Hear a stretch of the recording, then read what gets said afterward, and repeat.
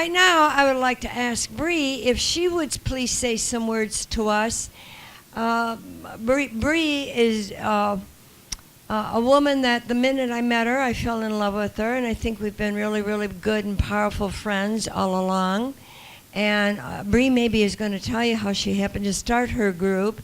It's called MAM, Minority Atheists of Michigan. Let's let Bria speak for herself. Bria Crutchfield.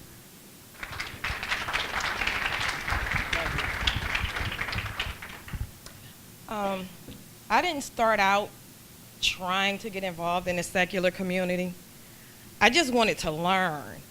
So I signed up for Michigan Atheists meetup and sat on it for about 7 months, because when you're black, the first question is how many people will be in attendance that look like you.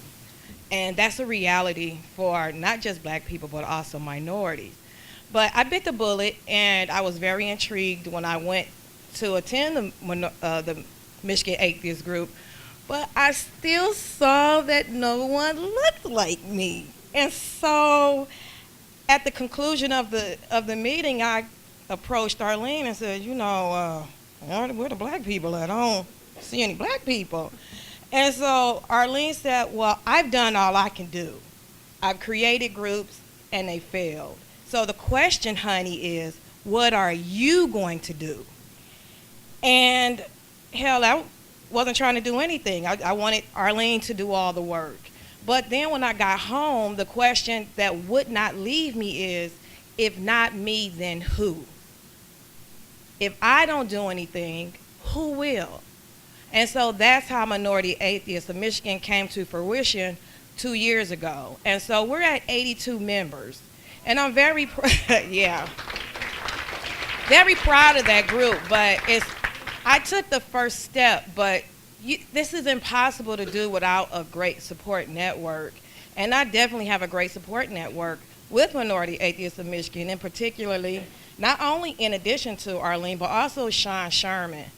Sean Sherman is like ride or die, my right hand. I travel across the country to support the minority national groups in the atheist community. And I tell you, Sean, if Sean can get off work and if the funds are there, Sean is right there with me. And that gives me, when you get tired and you're like, why do I even bother doing this? When you see the motivation and the passion that comes from the people that support you and that hold you on their shoulders, you have no choice but to go on. So Sean, I just want to thank you for your commitment to the group.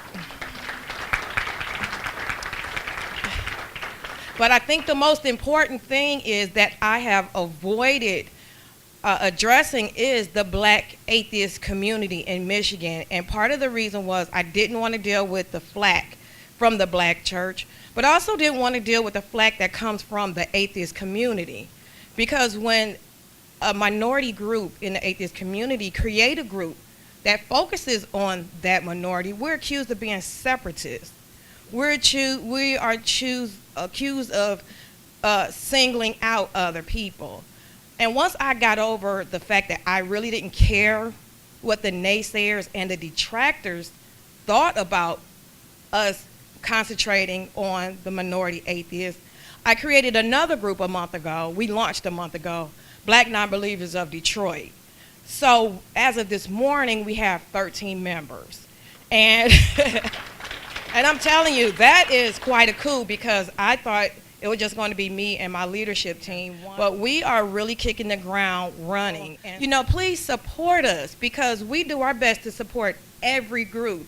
If I'm not physically there, if someone asks about skeptics, I give them the Michigan Skeptics group. I give them Separation State of Church, Michigan Atheists, the Ann Arbor Science. So please reciprocate and pass the word along and just support us, because Black Nonbelievers of Detroit, we are in the fight for our lives. So we need all the support that we can get. And I just want to say hi to my professor. Your father is like the bomb. He was my professor at Henry Ford, and I was a Christian when he taught the evolutionary behavior science, and I was so confused as a Christian, because I'm like, isn't this evolution? But it never, he made such an impact. And when he came to speak at the Michigan Atheists Conference meetup, I'm like, is that that's my professor. So to see him, he said me evolve as a Christian, and now I'm an atheist, and now I'm involved in the secular community. So your work has been instrumental in my life. You have no idea, and I'm very, very proud of you and your work. So that's it.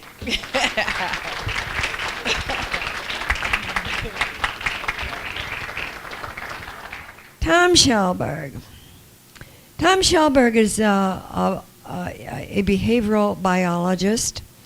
He's retired from Henry Ford Community College after receiving many awards. He pioneered a course in evolution and behavior, which was the first of its type in the world. That was one of his awards.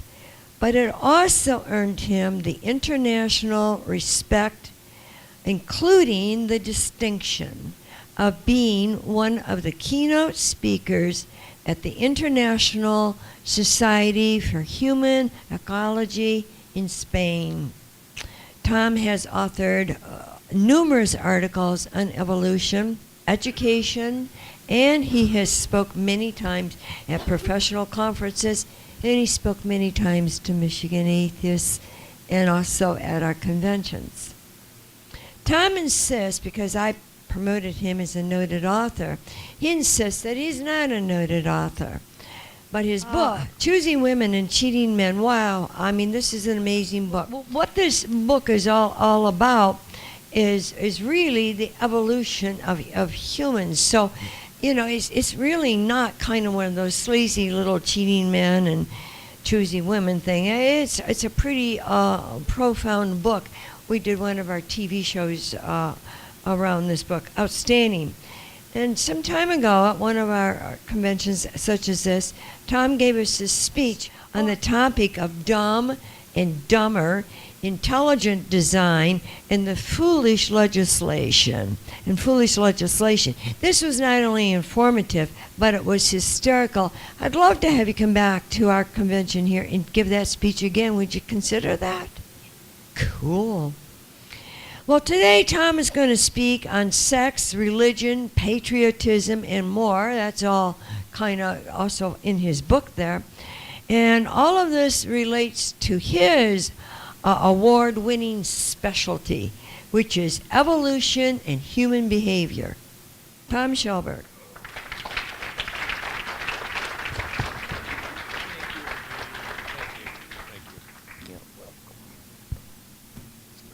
Well, I'm really grateful to be here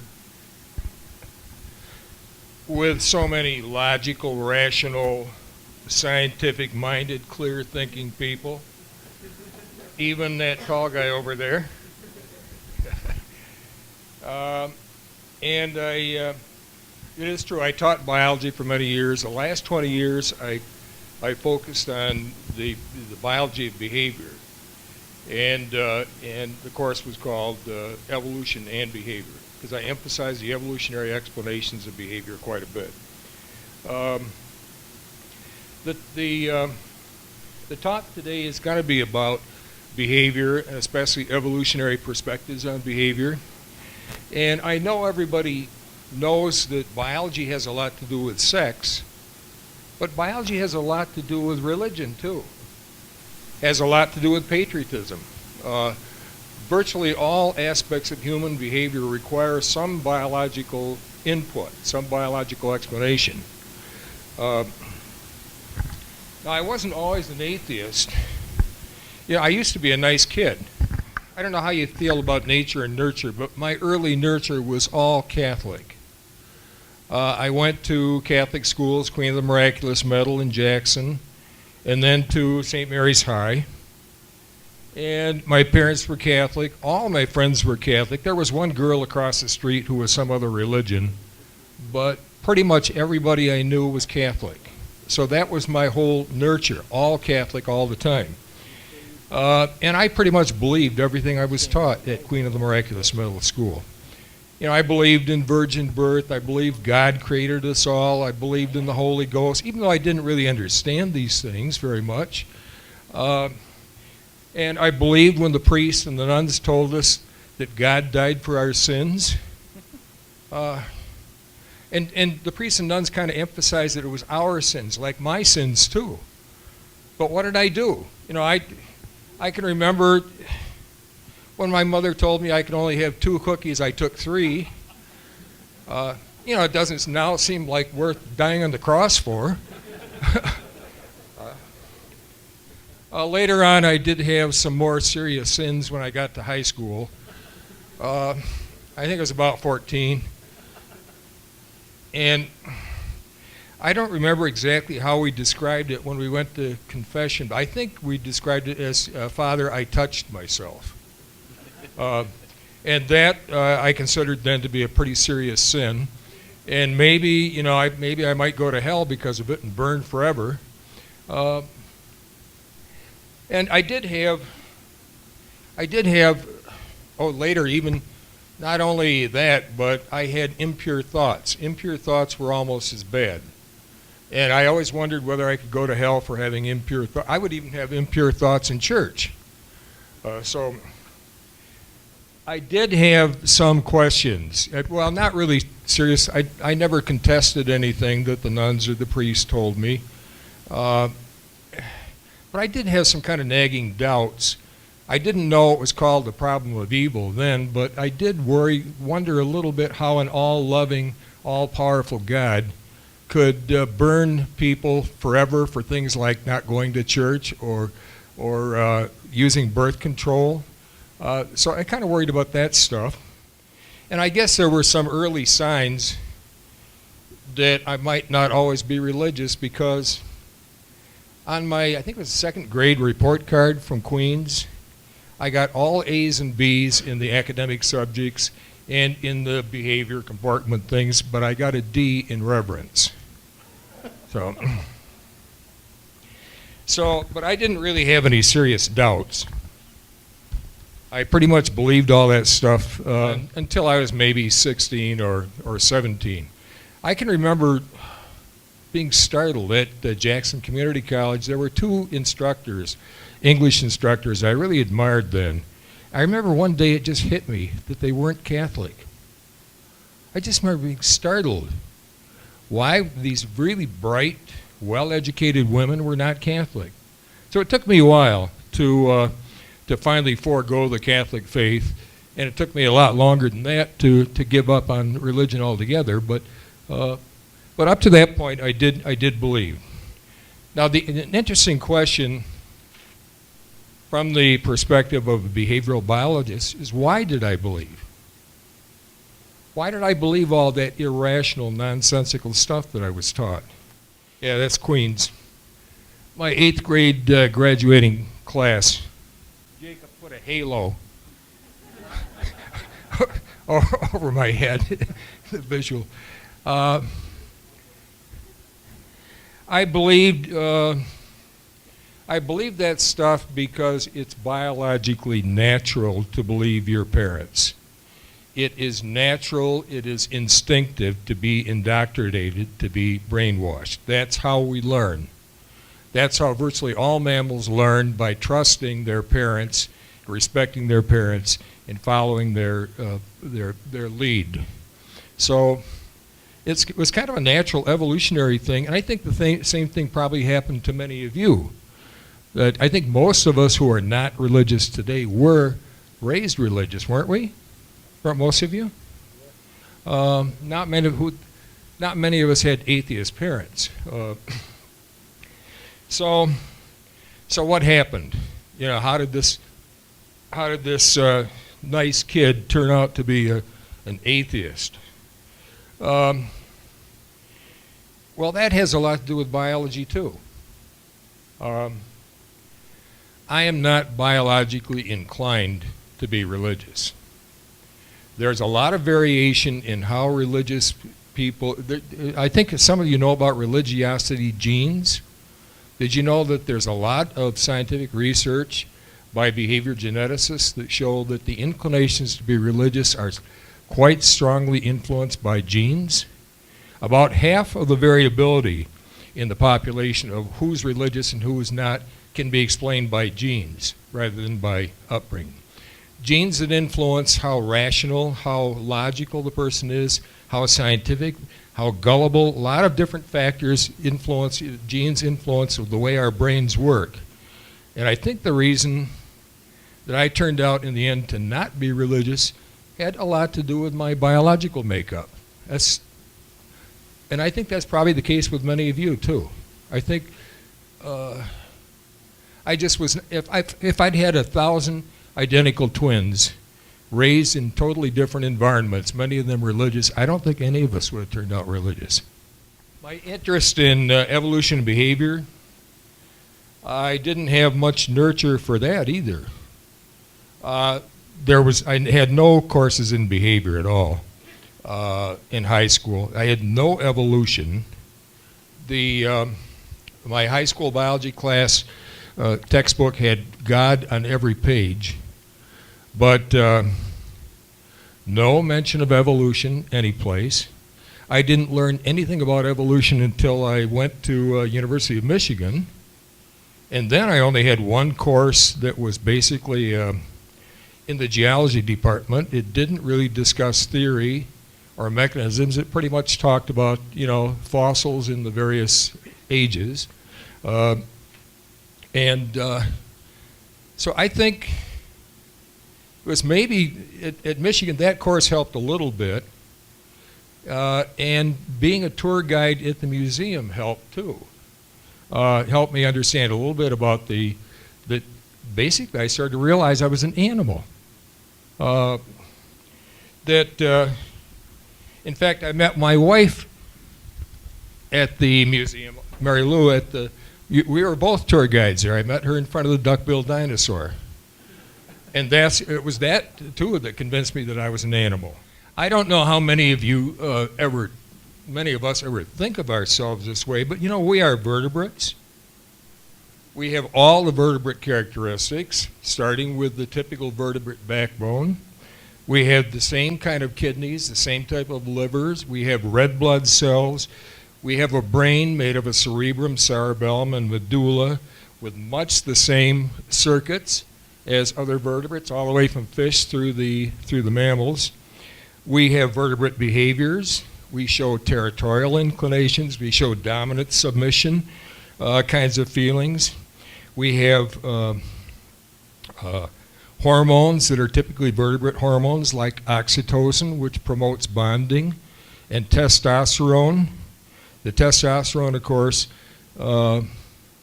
produces libido, interest in sex, and testosterone also during prenatal development is what turns our brains into either male or female. All brains start out female in all the vertebrates. The default position for all vertebrate brains is female. It's only during development that the brain becomes male. In humans, that's during the second month of prenatal development.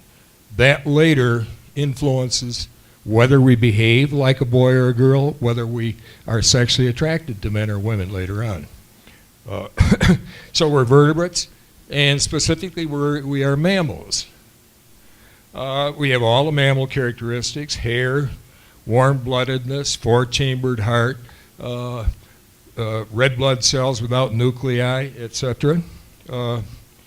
We have typical vertebrate behaviors such as bonding. We have all the limbic system mammals uniquely have, produces emotions. There are no emotions in other animals. From jealousy to anger, from disgust to envy. We show all the typical mammal behaviors. We don't think of ourselves as mammals yet very often, but we certainly are behaviorally mammals. Even blind children who express emotions showing the same facial gestures as sighted people. I think we take this for granted. Our biological history, our evolutionary history, is part of us. It's a big part of understanding who we are, and it's often been totally ignored in behavior training of most students. And specifically, of course, we are primates. We've got all the typical primate features, flat fingernails, stereoscopic vision, opposable thumbs, etc., like the other primates. We also show typical primate behaviors. We hug and kiss, just like the higher primates do, the apes. And we show deception and political manipulation in much the same ways. And even our body gestures are very similar. I would recommend, any of you know Chimpanzee Politics? Wonderful book, Franz de Waal, D-E-W-A-A-L. He's probably the top primatologist in the world today. And this was his first book. It's about the Machiavellian political manipulation and the deception that chimpanzees are so capable of. And you can't read this without thinking, oh my gosh, we are looking at a lot of the same behaviors that human politicians use. De Waal is really very good in other aspects. His other more recent books on behavior, also very good, showing the roots of ethical sensibility and empathy begin with our relatives, the chimp and bonobo. So I began to realize, partly because of the museum experience, partly because of stuff I read, that we are animals. And of course I realize now even fundamentalist ministers are animals too. And I have some pictures of them. Here's 4 of them. That's Jimmy Swaggart, Jerry Falwell, Rick, that looks like Rick Warren, and Pat Robertson. The pharyngeal gill arches are not really clear in these photographs, but trust me, they all had pharyngeal gill arches. All the vertebrates do. And what they started out as structures which produced gills and the gill openings in fish, but later they became modified in higher vertebrates to become other structures. In us, the first gill arch becomes the jaw, for example. The first gill opening becomes the eustachian tube. Later gill arches become the supports for the larynx. So we know that Jimmy Swaggart and Pat Robertson had gill arches when they were embryos, or today they wouldn't have jaws, they wouldn't have larynxes. Evolution also showed me very early that all organisms are very imperfect. And it's exactly what you'd expect if you understand evolution. Evolution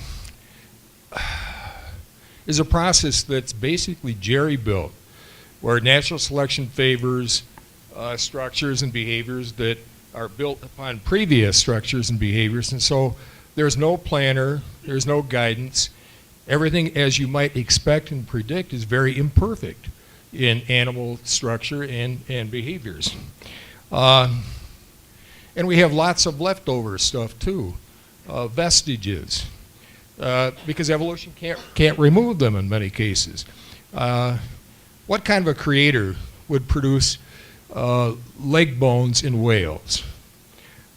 Certainly this is an evident, and separate toes in horse embryos. We have lots and lots of vestigial behaviors too, which I don't have time to get into today. But so because of evolution, our design's very imperfect. Now, you all know the arguments against intelligent design. It's unconstitutional. The courts have ruled against it again and again. And it's basically not science. But there's another reason why intelligent design, I think an even more important reason why intelligent design is a really dumb idea. The basic premise is wrong. The basic premise is that design out there is intelligent. Nothing could be farther from the truth. Our design is wretched in all animals. The design is very, very imperfect. And considered God's special creature, humans, Look at this design of our backbone. It's the same backbone that existed for hundreds of millions of years in a horizontal position supporting the internal organs. Now all of a sudden it's turned vertical, and no wonder we have so many terrible back problems. Pinched nerves, slipped discs, terrible muscle spasms, hernias. About half of all people have serious back problems at some point during their life because of really bad design. Exactly what you'd expect from evolution, not exactly what you'd expect from an intelligent designer. And there are many other things too, like our propensity for choking. In the evolution of speech, the larynx was moved upward closer to the opening to the esophagus. So we have quite a lot of people die from choking, especially little children. Other animals don't have that problem. We have problems with hernias. We have problems with our inguinal canals. All in all, our design is very, very bad, exactly what you'd expect because of evolution. And one thing that kind of impresses me that's rarely talked about is if God created everything, not just is design bad, but why did God create parasites? More than half of all organisms are parasites. Parasites cause horrible pain and death to millions of deaths of humans every year, often again children, because of parasites. If you were a god, would you create parasites? What would be the purpose? There are a lot of sciences that study the biology of behavior. These are just some of them. I'm not going to explain what each of these are, but what I'm relating to today is it's especially more evolutionary psychology and perhaps behavior genetics. But if any of you know young people interested in learning about behavior, I think the future is just beginning where we're going to go with the study of the biology of behavior. It's exciting, really exciting area to be in.